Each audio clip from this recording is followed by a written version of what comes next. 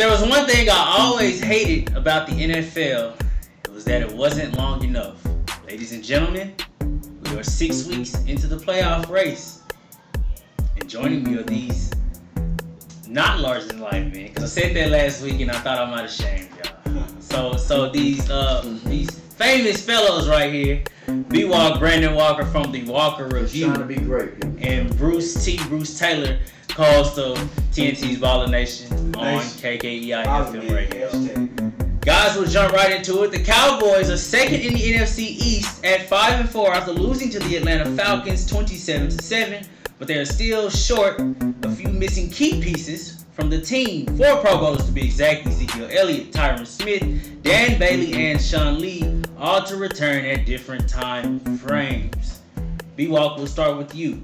Can the Cowboys still reach the playoffs? That's gonna be a stretch right there, man. Me being such a Cowboy fan, it pains me to say.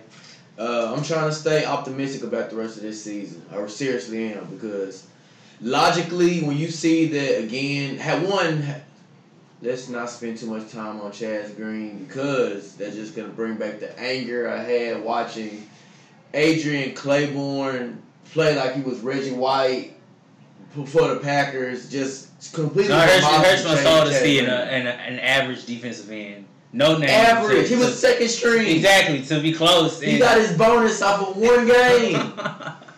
Really demolished. Like, it seems like I had a lot of faith in Chaz Green. He's been a 3rd round pick, been in the league 3 years. For him to really play that terrible, I'm not going to let Byron Bell slip. You play terrible as well for you to be the backup to the backup. But you see, one, how much Tyron Smith means to our team. And then, like we seen in the Rams game, losing Sean Lee again to that hamstring, how much of an impact that he makes on our defense. So now, as a Cowboy fan, we're getting back to what we're used to, expecting our team to, somebody to step in and play at the same caliber as Tyron Smith or Sean Lee. And most of the time we always get disappointed. So again, I'm trying to stay optimistic, but you guys may know what we're heading towards. But again, we're gonna take it week by week. So just to reiterate, the question was, can the Cowboys make the playoffs? Can the Cowboys reach the playoffs? So this is what I'm looking at here. We have the Eagles up next, with the Chargers on Thanksgiving Thursday, followed by, if I'm not mistaken, the Giants. We're in Meadowland. Yes, we are. So this is what I'm trying to tell you guys. If we can beat the Eagles, just a long shot, just a scenario. I feel it's any given Sunday. It's any given Sunday. That's all. The parity in the NFL this year has been great. Yeah. The teams that you thought should win have been losing, and the teams and vice versa. So I feel like if the Cowboys can win a home game and also take advantage of the Chargers and the Giants, hey, we're 3-1 without Zeke. Now the Raiders game is a little tricky. Away game, I don't like it. West Coast, so it's a little different. And I think we can finish strong if we can just go out and beat the Seahawks.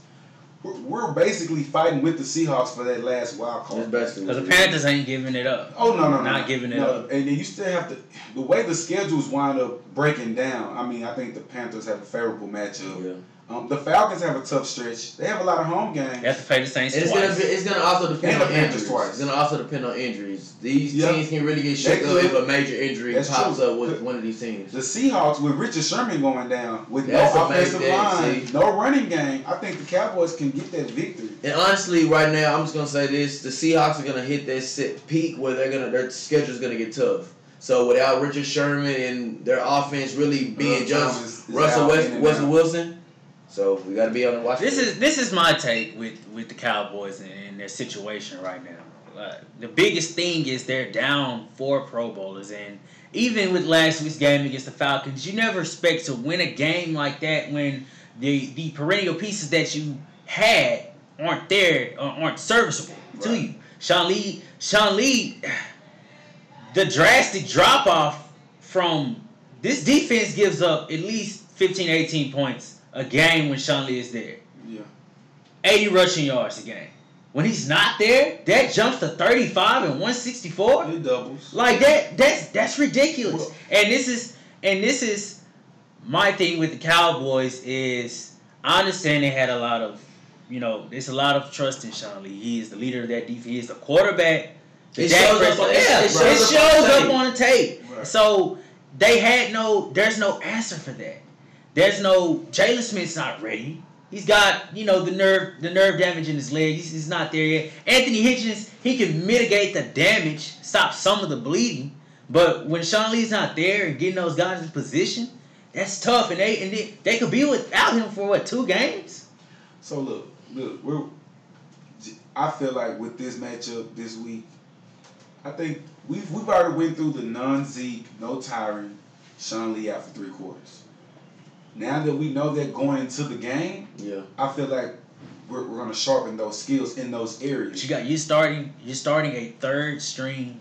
We had to take this on a week-to-week basis. At 1 week, he can really look as trash as he did last Sunday. If he we have to see, because if Sunday night he steps up and handles his block, protects the blind side, and we happen to have a good game, then we could probably have a different conversation next week. So we have to really be able to take this on a week-to-week basis with the Cowboys.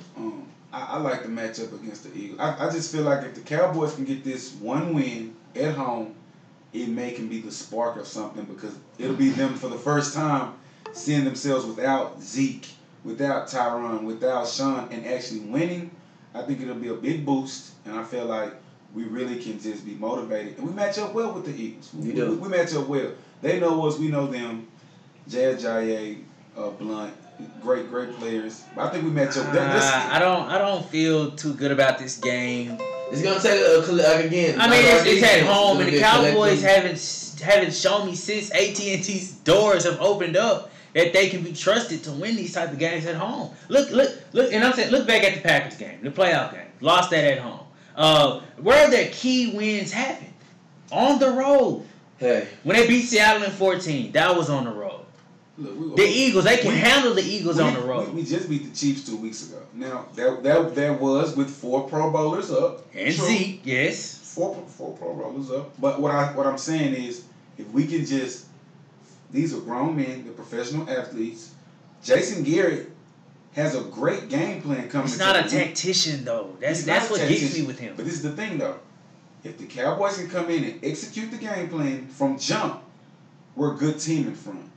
And I feel like if we can jump on them, we can play the cover 2, bend but don't break, rush them, David Irvin, D. Lawrence coming into Wentz's face. I feel like if we can execute and jump out ahead early though. When we get return, these boys right here go mano y mano.